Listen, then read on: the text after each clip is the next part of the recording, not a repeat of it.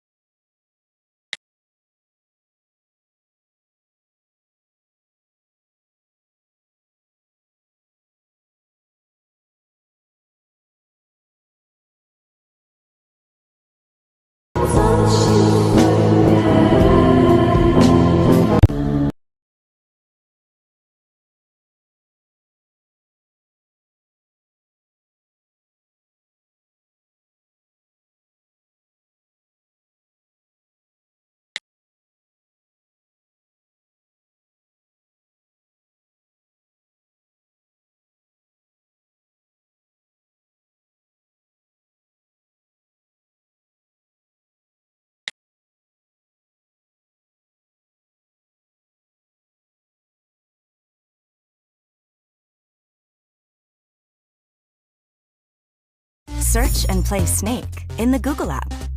Just type Snake Game. Play daily challenges. Customize what your snake or fruit looks like. Or just play the classic, right in the Google app. Search, play, repeat. Download the Google app. It's time to spill the beans on the brand new talking.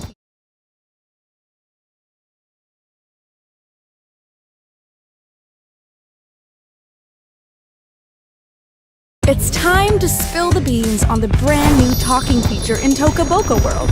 Tap the character expressions button in the bottom left corner, and then hit the mic to take the mic. Tap on your character, and voila! You can also swap between characters to get us talking to each other. I love your hair! Oh, thanks! Oh yeah, you can add expressions while you're talking to really show how you feel. The talking feature is out now. Go check it out.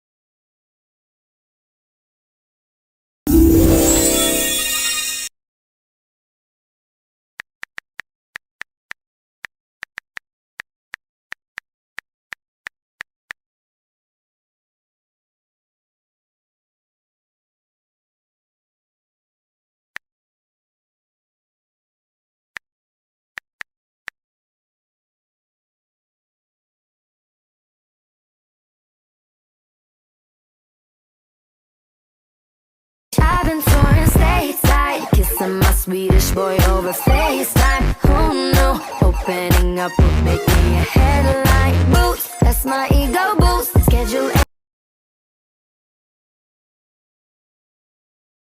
been loose for a minute. Yeah, I'm that girl I've been it.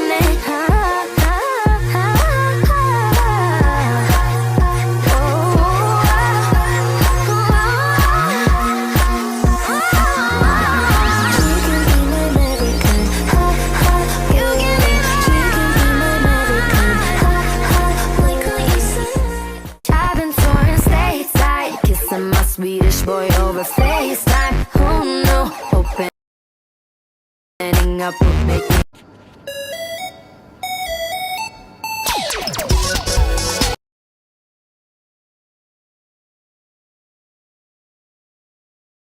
All right, everyone. Now it's time for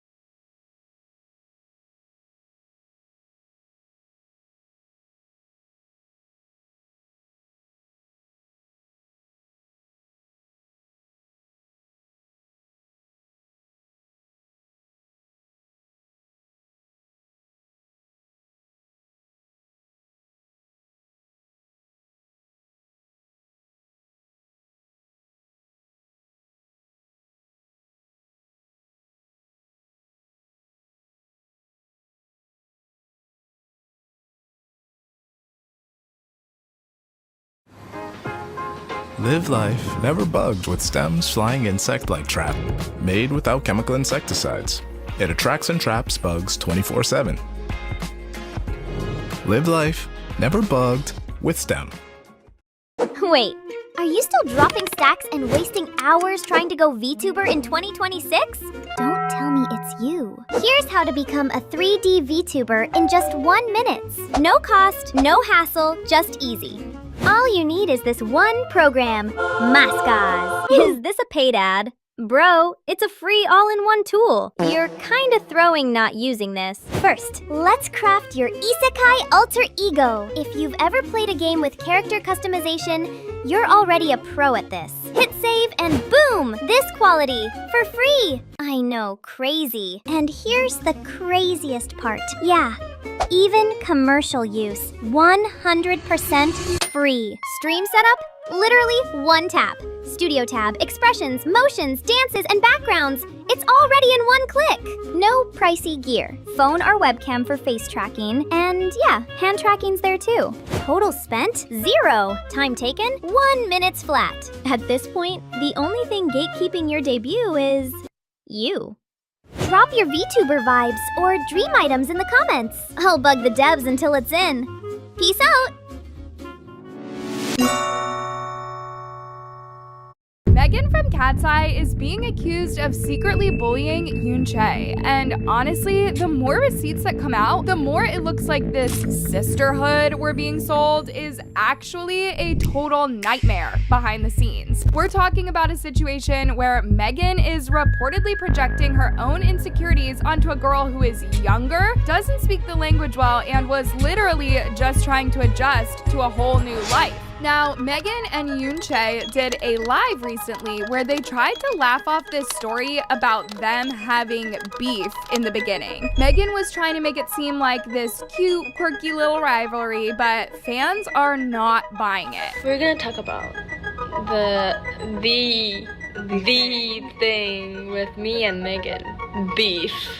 Yeah, we're gonna address it. One of you commented, during that live, she was giving such mean girl energy while Yoon Chae was being lighthearted. I feel like the quick fame is getting to their heads way too much. Of course, I'm aware that most, if not all, of the members were brought up very wealthy, so it's to be expected, but damn, you would expect at least a false act of humility and mutual respect. Lara had to teach Yoon Chae that if we make fun of her, she can't give us a reaction and show us that she hates it, or else we're gonna keep doing it. Listen, I have been bullied before, and what I've learned, my mommy always told me that you stop a bully by giving them no reaction, okay? So I'm trying to teach Yoon Chae how to stop a bully. So I'm kind of I'm cosplaying. That's such a mean. I'm kidding. You're not kidding. But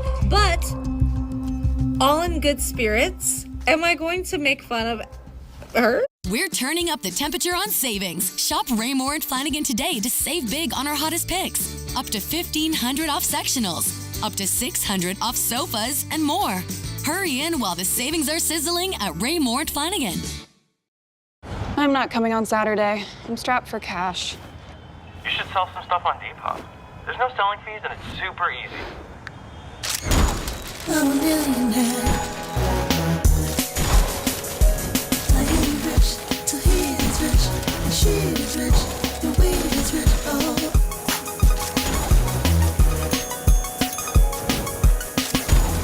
Make money easily with no selling fees on Depop. Download now. Yeah. Think about it from Yoon Chae's perspective. She left her country, her home, and her family to pursue her dreams in a place where she could barely even talk to the other girls at the time. She was still getting adjusted to a whole new life and a whole new language. Big brain energy. Do you know that one? I know Itgar energy. Big brain energy is when you have a really smart moment, big brain energy. Oh, big brain energy. Yes. I'm saying just I have big brain energy, or just big brain energy. I have big brain energy.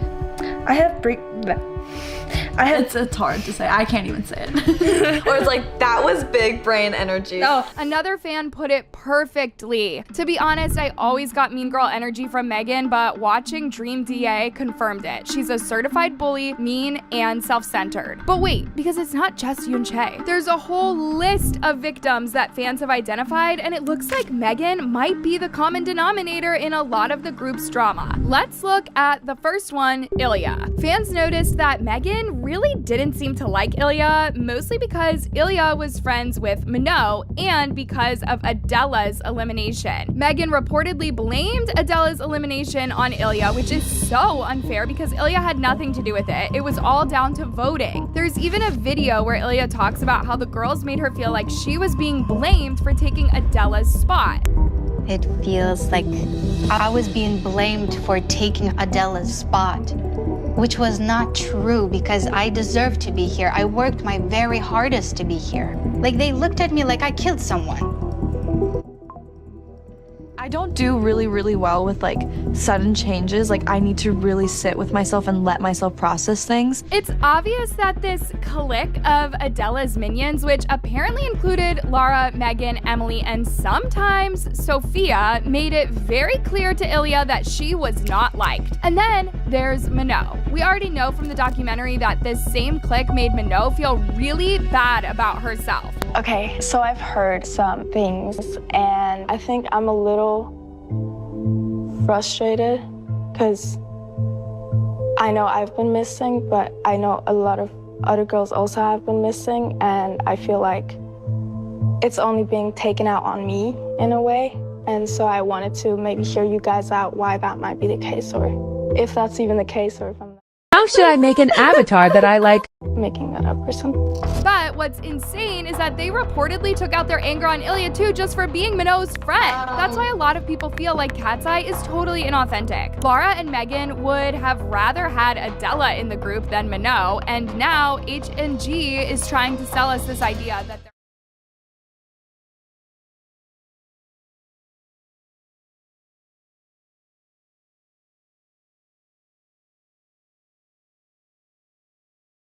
all like best friends. Newsflash, we already have confirmation that some of these girls didn't even like each other after they debuted. It feels like a forced friendship for the cameras, while the real vibes are just toxic. 2 days ago you were sitting out and then Sohei literally had to get your attention because you weren't paying attention. Like things like that.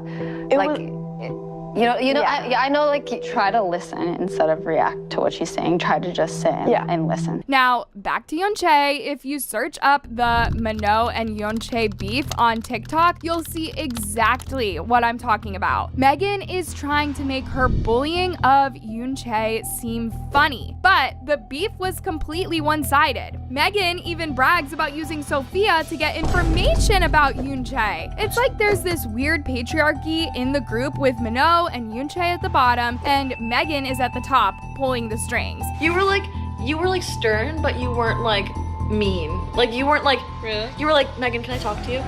Like, oh. And I was like, okay, yeah. So she goes, are you mad at me? And I was like, no. Yeah. She was like, no. Oh, I'm just kind of stressed. I was like, I'm just stressed out.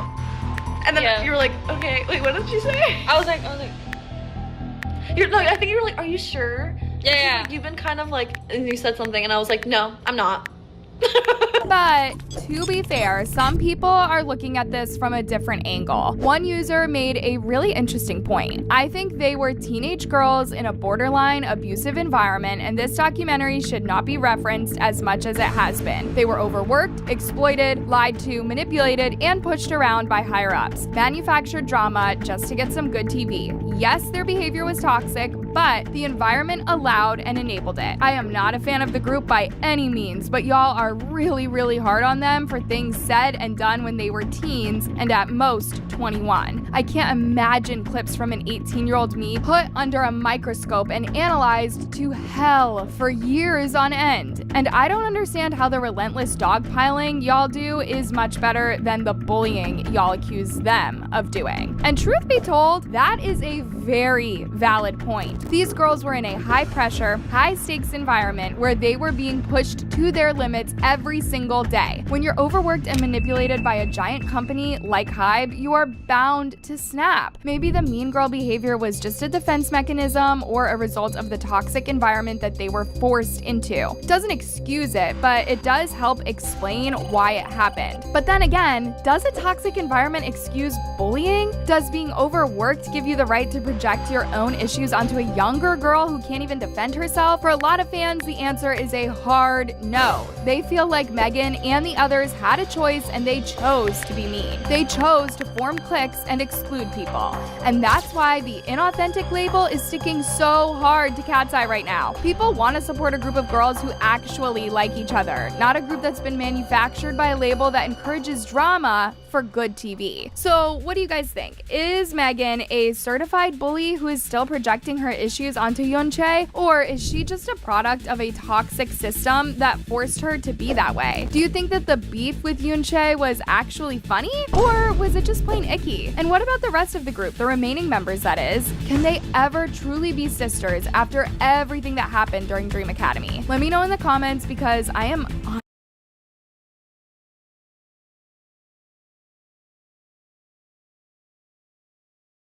honestly so torn on this one.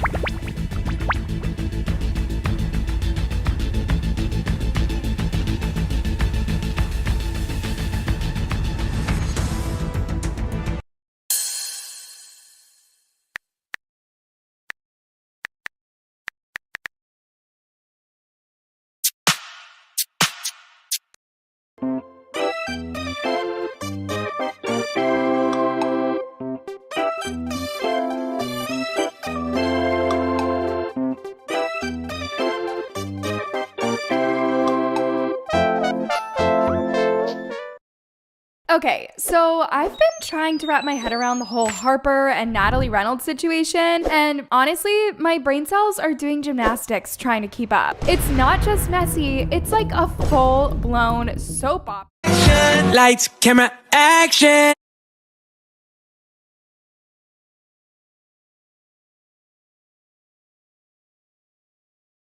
That keeps getting wilder with every single episode. I'm talking about legal threats, car theft, alleged stalking, and then out of nowhere, a phone call to mom that just changes everything. If you're not already completely confused, just wait, because this is a ride. Okay, yeah, there's a difference between like texting me, maybe calling me like, hey, I'm coming to your house. And you know what's weird? You could answer, but you didn't. You ghosted me because you have a fat ego. I don't have a fat ego. You're the Yeah, one. you do. Okay, all right. Okay. How do I have a fat Okay. ego when you're the one who freaks me out? Like, there's a difference between having an ego and getting freaked out when somebody comes to your door and starts banging on it. No, get out of my house. No, leave my house. First off, the big screaming headline that got everyone's attention was that 1, 2, 1, 2, 3, we like the burger. 1, 2, 1, 2, 3, we like the burger. 1, 2, 1, 2, 3, we like the burger. Natalie literally took Harper's car. And I don't mean that she borrowed it for a quick coffee run, okay? This wasn't a friendly loan. This was a full-on Harper and her. Natalie literally took Harper's car. And I don't mean that she borrowed it for a quick coffee run, okay? This wasn't a friendly loan. This was a out when somebody comes to your door and starts banging on it. No, get out of my house. No, leave my house. First off, the big screaming headline that got everyone's attention was that Natalie literally took Harper's car. And I don't mean that she borrowed it for a quick coffee run, okay? This wasn't a friendly loan. This was a full-on Harper and her team are out there trying to get it back kind of situation. When I first heard about it, I was like, there's no way this is real life. But then, you remember who we're talking about here, and you're like, yeah, actually, this is exactly the kind of chaos that keeps us all glued to our screens. Now, things get real serious around late May. That's